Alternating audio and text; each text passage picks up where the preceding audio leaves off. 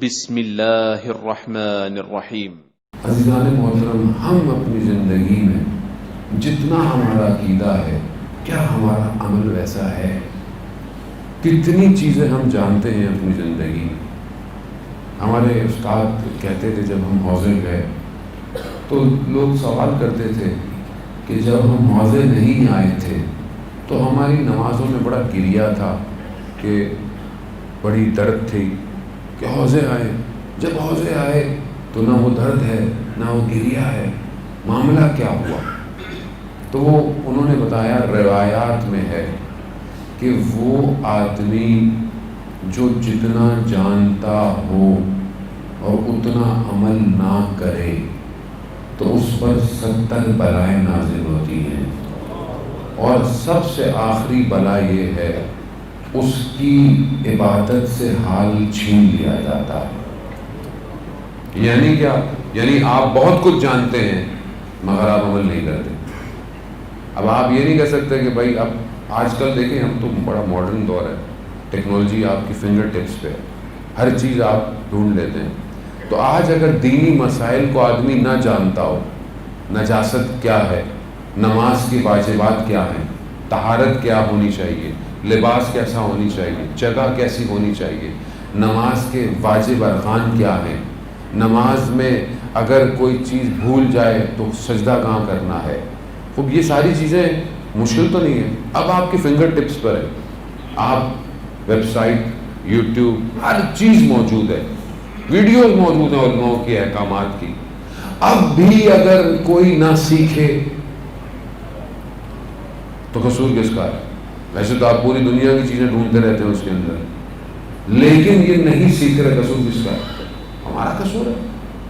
تو جب ہم جانتے ہوئے عمل نہ کریں تو ہماری عبادت میں لذت کیسے ملے گی؟ یہ لذت عزیزان محترم، جو حدیث میں نے آپ کی خدمت میں پیش کی کہ جو رسول سے محبت کرتا ہے اور اہل بیت سے، خدا اسے 10 خصلتیں دنیا کی دیتا ہے، اس میں ایک خصلت عبادت کی طرف رغبت ہے۔ ایک خصلت یعنی آپ کا دل مائل ہو، آپ کھینچیں کس کی طرف؟ عبادت کی طرف، چاہے وہ عبادت نماز ہو، چاہے وہ عبادت نوافل ہو، چاہے وہ قرآن کی تلاوت ہو، چاہے وہ روزہ ہو، جو بھی ہو۔ اور صرف اس عبادت کی طرف اگر آپ کا دل نہیں چاہ رہا تو آپ سمجھیں کہ پھر میرے دل میں خدا نخواستہ محبت صحیح نہیں ہے، کیونکہ جس کے دل میں یہ محبت ہے خدا اس کو یہ خصلت دیتا ہے۔ اب میں اپنی نماز دیکھوں، میری نماز کیسی ہے؟ نماز پڑھی جلدی جلدی، سجدہ کیا جلدی جلدی، لیکن ایک عاشق کیسے نماز پڑھتا ہے؟ ایک معشوق، میں نے آپ کی خدمت میں عرض کیا کہ محبوب نے تھوڑی دیر کے لیے اپنی کھڑکی کھولنی ہو، کب کھولنی ہو نہیں پتا، لیکن معشوق باہر موجود رہے گا کہ وہ ذرا سی دیر بھی نہ رہ جائے کہ جب جھلک نظر آئے، اس جمال کو دیکھنے میں کہیں دیر سے نہ پہنچوں، کھڑا ہے کہ ابھی کھڑکی کھلے گی، میں پہلے سے موجود ہوں۔ تو یہاں جو خالق ہے کائنات کا، نہیں، حدیث مولا متقیان حضرت علی ابن ابی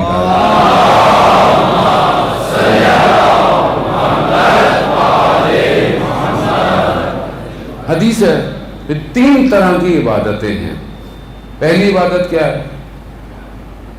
جہنم کا خوف، کہ ہم جہنم میں نہ چلے جائیں، ہم عبادت کریں، ٹھیک ہے، اچھی بات ہے، آپ خوف سے عبادت کریں۔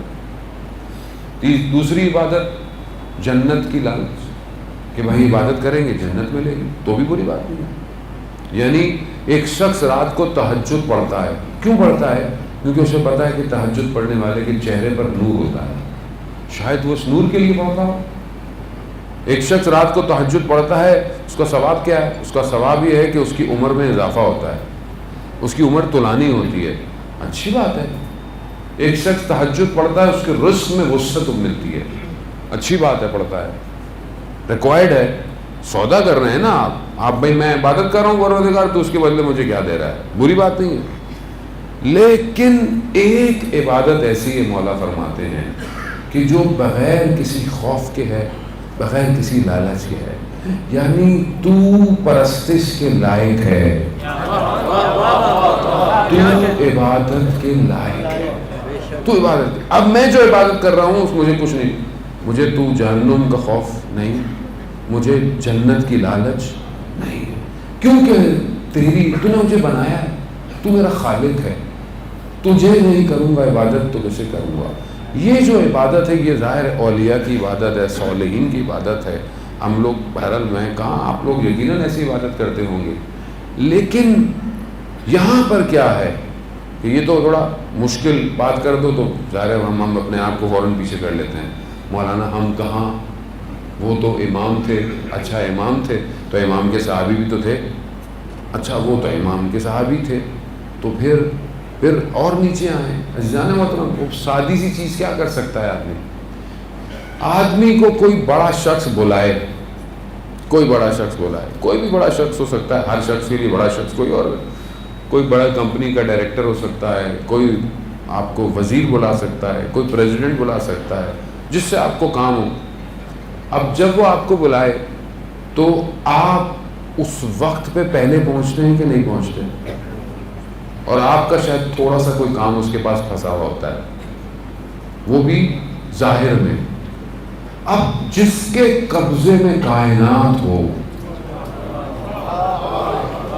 اور وہ جب آپ کو بلا رہا ہو تو کب پہنچنا چاہیے؟